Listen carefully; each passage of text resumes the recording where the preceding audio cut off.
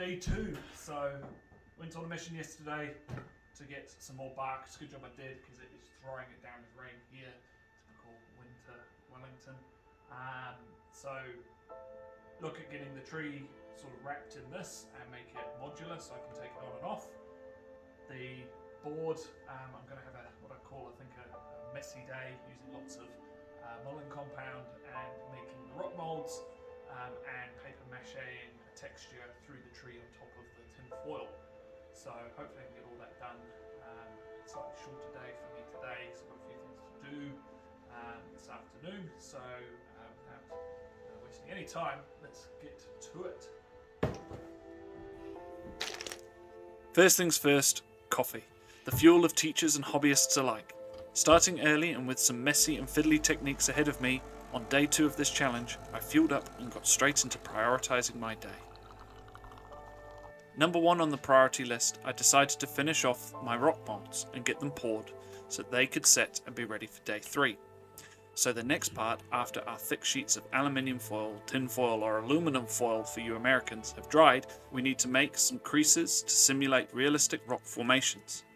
To make these realistic, I wanted to include some large diagonal creases to simulate intrusions of one rock layer into another, as well as the general angular features of rock faces. There was no real art to this, just trying to create some interesting surface features. Remember to flip your mold upside down to see what it will look like, as looking into the mold you will see the negative image of what the surface will look like. Next is to fold up the sides to make a sort of boat or container to hold the plaster. I folded between 1 to 2 inches to contain the plaster and not make the rock molds too thick, which adds to their weight.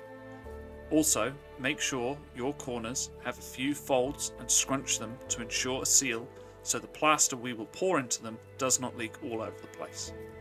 Top tip is to ensure that there is no foil creating folded overhangs that will be fully consumed by the plaster, as this will trap the foil as it dries and will destroy the mold when you go to remove the foil that is now set inside the plaster. With these all creased, they were ready for the plaster. I had a large 20 kg bag of Victor casting plaster, which I got for about 23 New Zealand dollars, which I used to fill my molds.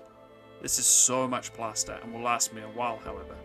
I worked out after pouring my first lot of molds how to make this go even further, which I'll cover later in the challenge. I simply followed the instructions on the back, making up the recommended plaster to water ratio and poured away. Also, a handy tip is to give the desk a little bang and a shake, not too much to distort the mold, but enough to free any trapped bubbles.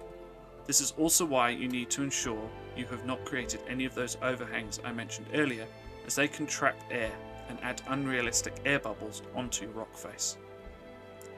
I left these to set and moved on to adding the next layer to the great tree. Whilst the foil we did yesterday allows for cool shapes to be made and the spool's inorganic shape to be broken up, it doesn't make for a very realistic interior surface of the tree. So again, scrounging the internet, I found that you can use paper mache type techniques using handy towel. Now, some handy towel comes with an indented pattern on it, so make sure it is a more organic in style rather than the harsh geometric shapes you can get. The one I used had a nice organic spiral pattern, and the indent was a nice small leaf shape. So simply and roughly rip these pieces into long strips. You're going to want to dip them into PVA and a water mix. This was roughly 1 part glue to 2 to 3 parts water, and adding a bit more water as you go along to thin it out if it is too thick. Then begins the tedious process of layering these over the tin foil and making sure you overlap them slightly with each other. I managed 1 full layer over the whole tree, and if I wasn't time bound, I would have liked to have done a second to really create a cool, seamless interior. A couple of tips. In doing this, on some of the pieces of handy towel, you're going to have the manufactured straight edge rather than a nice ripped rough one. So I tried to hide these straight edges by making sure I was always overlapping them with a rough one. This again hides those inorganic elements, so that's pretty much the process of slowly and methodically working your way up and down the tree until it is fully done. While doing this process, I had a lot of time to think and worked out a cool boss mechanic for my players.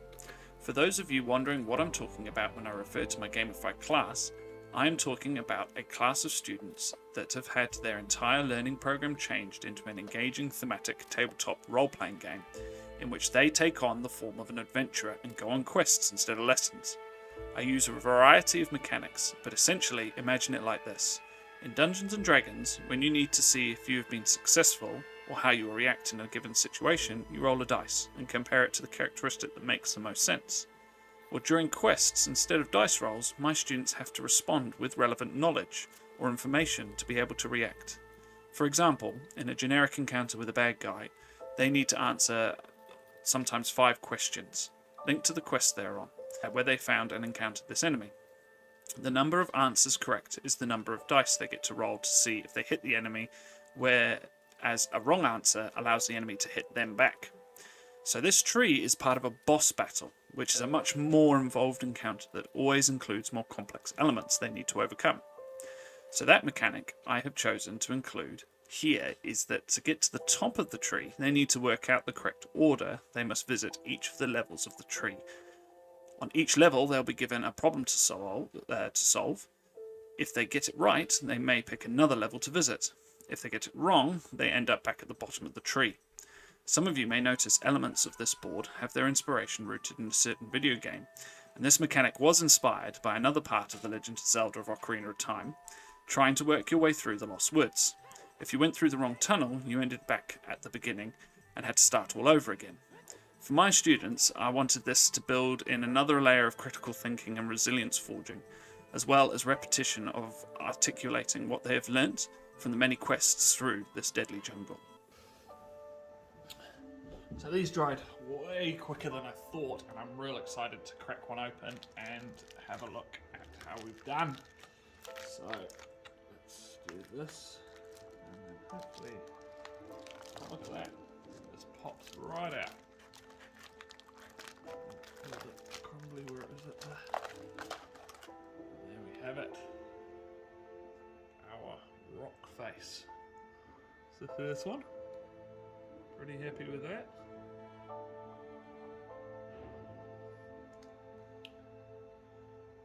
Put this there. Oh, still a bit damp. I might leave them a little bit longer. Just happy with that. Alrighty. Cool. End of day. What are we? Day 2. God, I can't even remember the day. So this thing took significantly longer than I thought it would, and that didn't help me going in with no method and sort of working out as I went. But I got there. Hopefully it dries quickly, and tomorrow we'll look at getting the bark on with maybe some magnets, and was happy with how the rock faces came out, so I can start looking at putting some texture and sort of forming the actual board that this will sit on tomorrow. So that's day 3's goal. So the messy day was very messy, but it's starting to really take shape, and I'm pretty happy with the results. So yeah, the 2-week challenge rolls on. I've already forgot what day I'm on, so